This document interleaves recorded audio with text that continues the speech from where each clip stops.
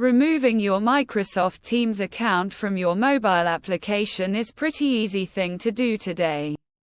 I'm going to show you how to remove your Microsoft Teams account from your mobile application. So for that you have to go to your Teams application, and in the Team applications you just have to click on your profile, and in your profile you'll see these options. If you have multiple accounts, you'll be able to see all of this accounts right here. After selecting any of the card you want to remove, you just have to click on this settings icon, and in settings you have to scroll down, and you guys can either sign out and delete account. It's totally up to you, but in case if you want to delete all of your accounts at once, so that what you have to do is you have to go back to your home. You have to go to the settings application, and in settings application you have to search for apps, and in app you have to go to this to tap here, and now you just have to scroll down until you see Microsoft Teams, or you guys can also search for Teams. After searching, I'm just